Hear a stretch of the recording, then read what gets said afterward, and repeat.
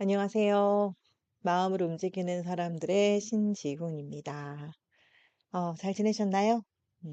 오늘은 나를 만들고 있는 보이지 않는 힘에 대한 이야기를 좀 나눠보려고 합니다.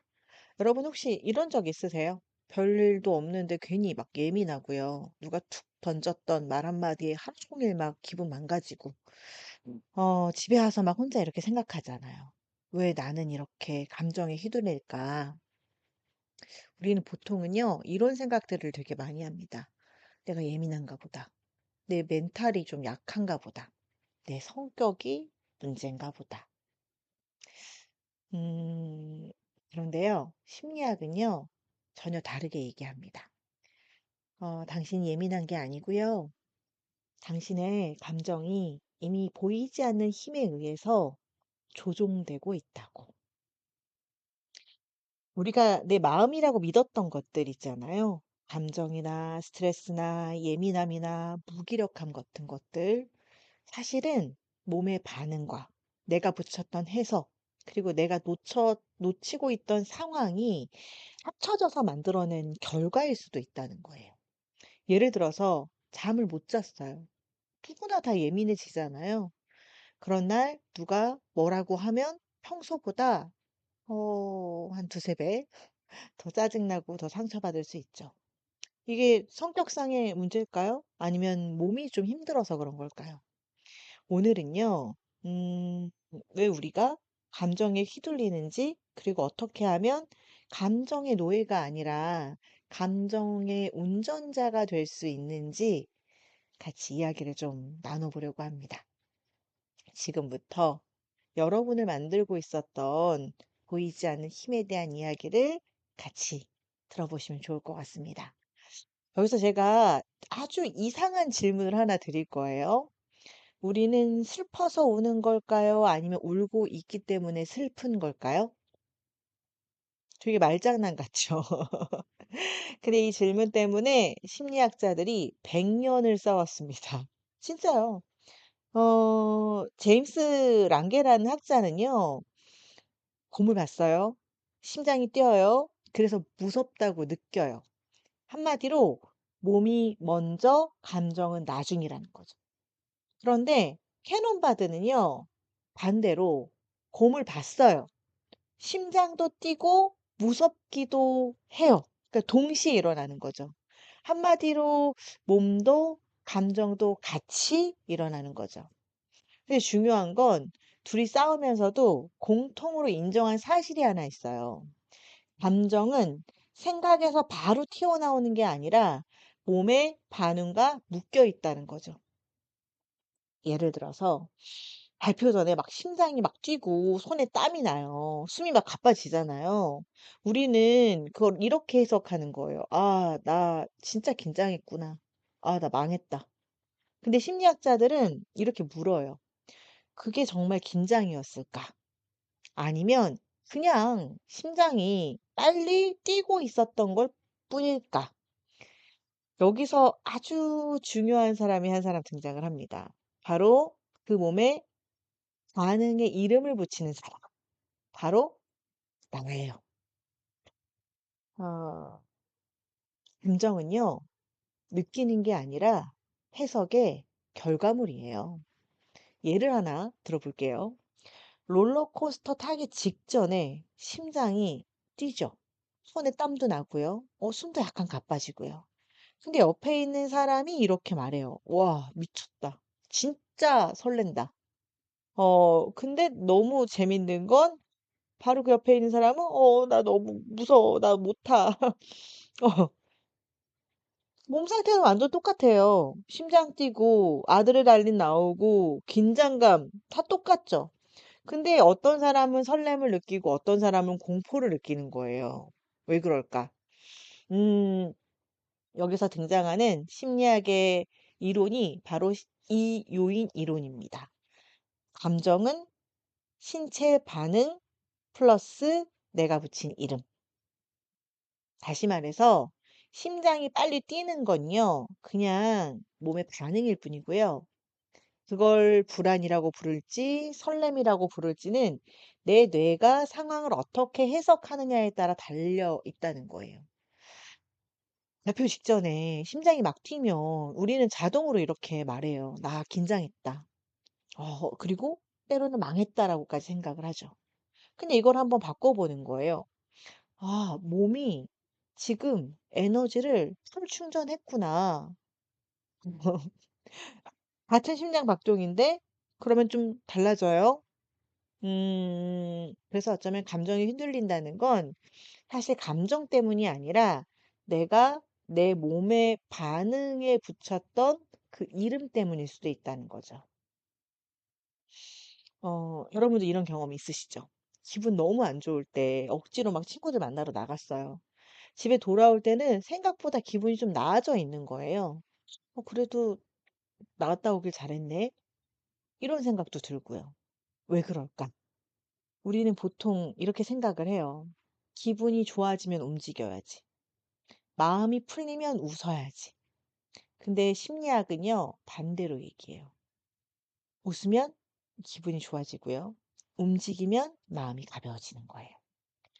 어, 실제로 실험에서 사람들한테 이유 없이 연필을 입에 물게 하고 입꼬리가 올라가게 만들었어요. 그리고 만화를 보여줬어요. 결과가 어떻게 됐을까요? 같은 만화인데 더 재밌다고 느낀 거예요. 감정이 웃음을 만든 게 아니라 웃는 근육의 움직임이 감정을 만들어낸 거예요. 이걸 안면 피드백 효과라고 얘기합니다. 감정이 행동에서 오는 게 아니라 행동이 신호를 보내고 그래서 감정도 가능한 게 만든다는 거죠. 그래서 우울할 때요. 괜히 샤워하고 옷 갈아입고 밖으로 나가면 이유는 뭐 정확하게 모르겠지만 기분이 조금 나아지는 거예요.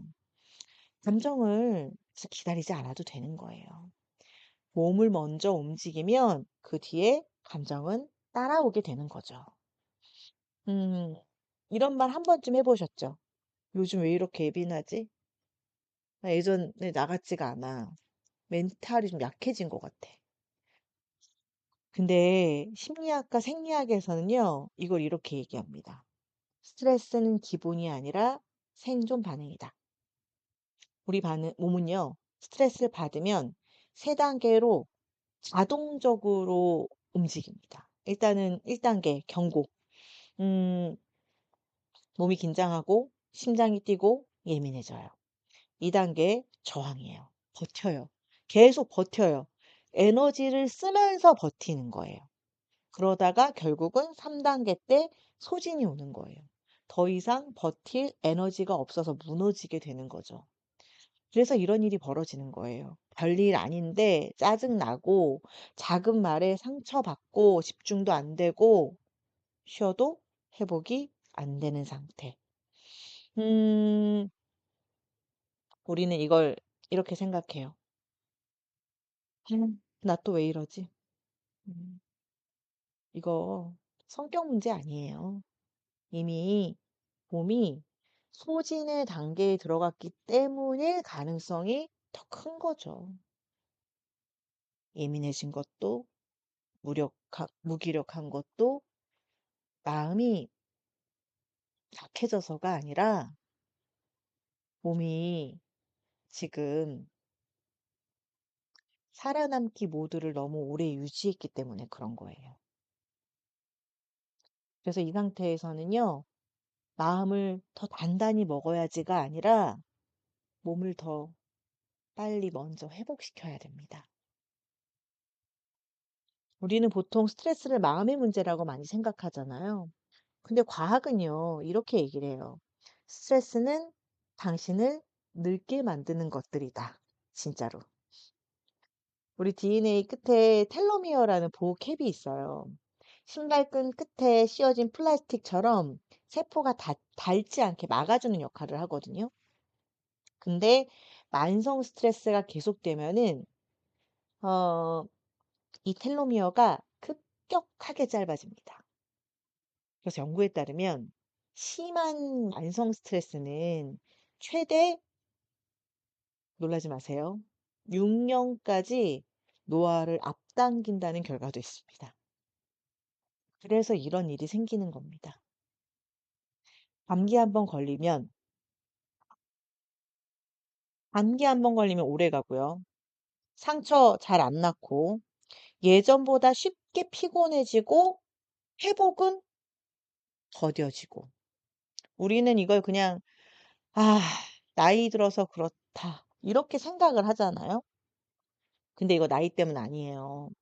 스트레스가 세포를 늙게 만들고 있었던 거예요. 예민해진 것도 지친 것도 무기력한 것도 마음이 약해서도 아니고 그냥 세포가 지쳐 있던 상태였을 수도 있다는 거죠. 그래서 스트레스 관리는요, 멘탈 관리가 아니라 세포를 살리는 일입니다. 여러분도 이런 데 있으셨죠? 갑자기 운전하다가 막 앞차가 바로 이렇게 끼어드는 거예요. 그럼 그때 우리 뭐라고 합니다. "아 운전 참 아." 이런 거 있잖아요. "더럽게 하네." 근데 만약에 그 차 안에 응급 환자가 타고 있었고 병원으로 급하게 가는 중이었다.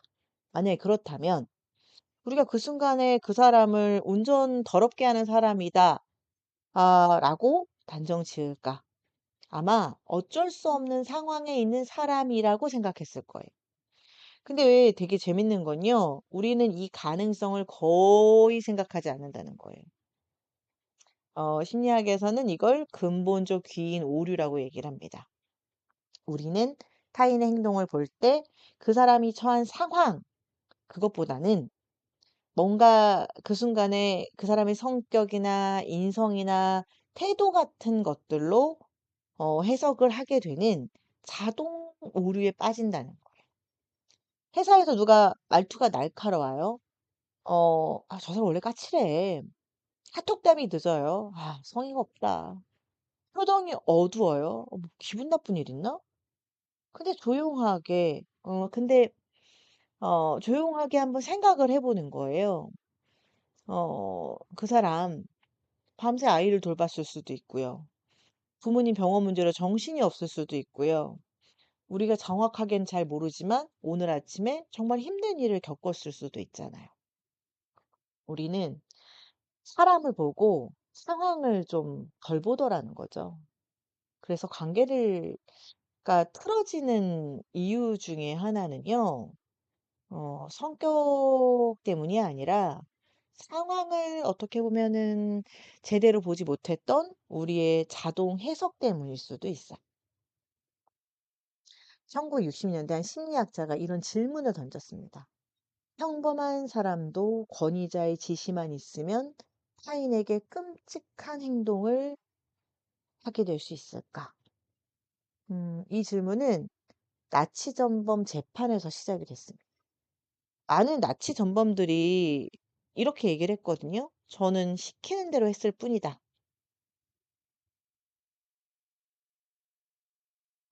스탠리 밀그램은 이 말이 핑계인지 아니면 인간의 본성인지 알고 싶었어요. 참가자는요, 전기 충격을 가하는 사람의 역할을 맡습니다. 옆방에는 학습자가 있고요. 문제를 틀릴 때마다 전압을 올리라고 지시를 받아요. 학습자는 비명을 지르고 고통을 호소하게 되겠죠. 근데 실험복을 입은 권위자가 계속하세요. "실험을 위해 필요합니다." 라고 말을 해요. 65%의 평범한 사람들이 상대가 죽을 수도 있는 전압까지 올렸습니다. 이 사람들 학생, 직장인, 부모, 우리의 평범한 이웃들이었어요. 밀그램은 이걸 보고 알게 돼요. 인간의 행동은 성격보다 상황의 영향을 더 크게 받을 수 있겠구나. 근데 또 이건 근본적 귀인 오류를 완전히 뒤집어 버리죠. 우리는 '저 사람 나쁜 사람이네.' 라고 말을 했지만 실제로는 그 상황에 놓이면 우리도 그렇게 행동할 가능성이 크다는 거죠. 그래서 인간을 이해하려면 어쩌면 성격을 보기 전에 그 사람이 놓여져 있는 상황을 먼저 보는 게 더 중요할 수도 있습니다. 여기서 이제 그럼 우리는 중요한 질문을 한번 던져 봐야 돼요. 그렇다면 그들은 왜 그렇게까지 했을까? 그냥 스위치 안 눌렀으면 됐는데 그냥 말을 안 들었으면 되는 거잖아요. 밀그램도 그게 되게 궁금했나 봐요. 그래서 실험을 아주 교묘하게 설계한 거죠.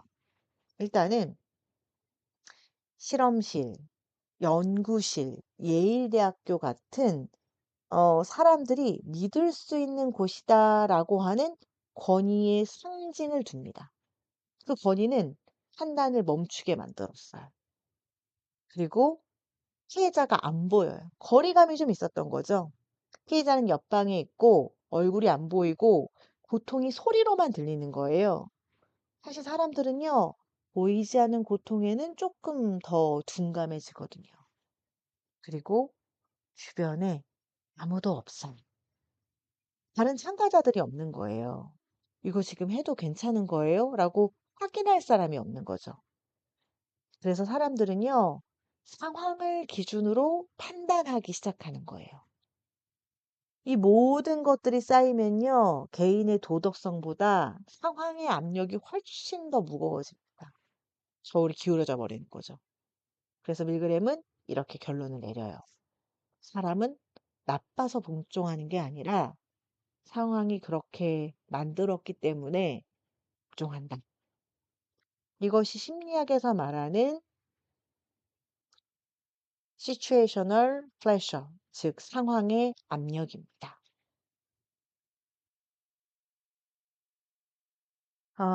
지금까지 보신 내용이 어떤 측면에서 보면 좀 무서우실 수도 있어요. 감정도 내 마음대로가 아니고, 스트레스도 내 의지가 아니라 생존 반응이고, 심지어 행동도 상황에 따라서 바뀐다. 우리는 이런 생각하게 될 수 있잖아요. 그럼 나는 아무것도 통제 못하는 거 아니야? 근데 심리학이 진짜 말하고 싶었던 건 오히려 정반대예요. 그래서 이걸 내가 알게 되는 그 순간 우리는 통제할 수 있게 되는 거죠. 첫 번째는 감정의 재해석입니다. 심장이 뛰는 건 불안일 수도 있지만 설레임일 수도 있다는 걸 이제 우리는 알게 됐잖아요. 같은 신체 반응이라도 내가 붙이는 이름에 따라서 그 감정이 달라질 수 있고요. 그래서 감정은요, 참고 억누르는 게 아니라 해석을 바꾸는 겁니다. 두 번째는 신체 반응을 관리하는 거.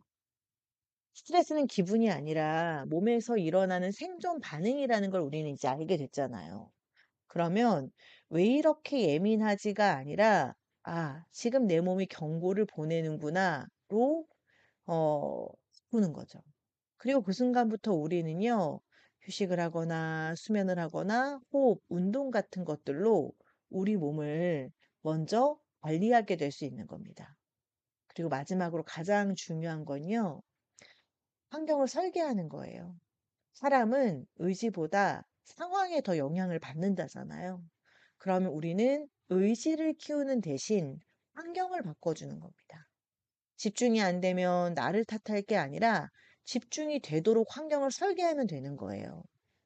보이지 않는 힘은 원래 우리를 조종하고 있었어요. 근데 이제부터는 달라요. 우리가 그 힘을 알고 있으니까. 감정, 스트레스, 상황, 이거 모르면 우리 끌려다녀요. 근데 이걸 알면 우리도 설계할 수 있는 겁니다. 이게 심리학이 우리에게 주는 굉장히 강력한 무기입니다. 우리 앞에서 배웠던 거 있잖아요. 감정은 해석하고 스트레스는 신체 반응이고 상황은 사람을 만든다. 그러면 이제 질문은 이거예요. 그럼 그걸 내 편으로 만들려면 나는 뭘 해야 될까? 사실은 굉장히 오랫동안 이 부분을 연구했습니다. 그리고 그 연구의 결과가 바로 행복 툴킷이에요. 일단 제일 먼저 행동을 하는 거예요. 아까 우리 자료에서도 표정을 먼저 안면 근육 효과를 얘기했었잖아요. 우리 감정이 먼저 생기고 행동이 따라온다라고 생각을 하면 그 생각을 해 봐요. 그러면 뇌는 거꾸로 작동을 하는 거예요. 뇌는 내 표정, 내 호흡, 내 자세 같은 몸의 데이터를 읽고 지금의 내가 어떤 상태인가를 판단하는 거예요. 그래서 입꼬리가 올라가고 어깨가 펴지고 호흡이 길어지면 뇌는 이렇게 결론을 내리는 거죠. 지금은 괜찮은 상태다. 위험하지 않다. 마치 억지 웃음이 가짜처럼 느껴져도 뇌에게는 그래서 진짜 증거가 될 수 있는 거죠. 두 번째는 경험을 좀 소비하는 겁니다. 물건은 금방 익숙해지잖아요. 새 핸드폰도요. 살 때는 너무 좋지만 2 주만 지나도요 그냥 핸드폰이에요. 근데 경험은 시간이 지날수록 가치가 커지잖아요. 왜냐하면 경험은 기억되고 이야기되고 사람과 공유되니까. 물건은 시간이 지나면 배경이 되지만 경험은 시간이 지나면 서사가 됩니다. 뇌는 그 서사에서 삶의 만족도를 끌어올리는 거. 그리고 어 가까운 사람과 연결되는 거예요. 인간의 뇌는 기본 설정이 혼자 생존 불가예요. 그래서 스트레스를 좀 줄이는 가장 강력한 신호 중에 하나는 문제가 해결됐다가 아니라 내 편이 있다는 감각이에요. 누군가 옆에 있는 그 순간에 뇌는 위험 수준을 좀 낮추고 신체 반응을 진정시키기 시작해요. 관계는 기분의 문제가 아니라 신경계 안전 장치인 거죠. 그리고 남을 좀 돕는 행동을 하시는 겁니다. 이게 왜 좋을까? 뇌는 이 행동을 이렇게 해석을 해요. 나는 누군가를 도울 수 있는 자원이 있는 사람이다. 나는 누군가에게 필요한 사람이다. 이 두 신호는요, 무기력과 우울의 반대편에 있습니다. 그래서 돕는 행동은 도덕의 문제가 아니라 뇌에서 살만하다는 증거가 되는 거예요. 그리고 마지막으로 일상에서의 의미를 발견하기 위한 감사일기를 한번 써봐 주세요. 우리 뇌는 원래 부족한 것, 문제가 있는 거, 위험 요소들을 더 잘 보도록 설계되어 있거든요. 근데 감사일기는 내 뇌한테 매일 이렇게 요구하는 행동이에요. 오늘 괜찮았던 증거 3개 찾아와. 이걸 학습하고 반복하다 보면 뇌의 검색 습관이 바뀌게 돼요. 결핍만 찾던 나의 뇌가 충분함도 같이 보게 되는 거죠. 이거 5가지요. 기분 좋아지는 팁 아니에요. 감정, 신체, 상황, 우리가 앞에서 배웠던 그 3가지를 직접 설계하는 행동들입니다. 이 보이지 않는 힘을 알게 되면요. 우리는 더 이상 끌려다니지 않을 수 있어요. 이 도구들을 쓰는 순간 그 힘을 내가 사용하는 사람이 되는 겁니다. 오늘 우리는 좀 알게 됐죠? 그렇다고 믿고 있습니다. 내가 예민해서 힘든 게 아니라 스트레스가 몸의 반응이었다는 거. 내가 부족해서 흔들리는 게 아니라 상황이 사람을 만든다는 거. 그리고 그 상황은 내가 설계할 수 있다는 거. 그래서 이제 질문은 하나예요. 당신은 오늘 무엇을 다르게 해 보시겠습니까? 같은 도로를 달려도 심장은 상황에 따라서 다르게 뛰어요. 스트레스는 적이 아니라 관리할 수 있는 생체 신호입니다. 상황은 벗어나야 할 감옥이 아니라 내가 바꿀 수 있는 무대고요. 우리는 이제 우리를 움직이던 거대한 힘의 정체를 조금은 알게 되었어요. 감정, 신체, 상황. 이 세 가지는 더 이상 나를 끌고 가게 하는 것이 아니라 이제는 내가 다뤄볼 수 있는 존재가 된 겁니다. 그래서 거창한 결심은 넣어 두시고요. 오늘 딱 하나만 다르게 해 보시는 거예요. 지금 표정을 좀 바꿔 보시거나 그동안 연락하지 않았던 누군가에게 연락을 해 보시거나 내가 지금 이 영상을 보고 있는 이 순간 감사한 것 세 가지를 한번 적어 보시는 겁니다. 그 작은 행동 하나가 보이지 않던 힘의 방향을 내 편으로 돌리는 시작이 될 겁니다. 다음 시간에 다시 만나요.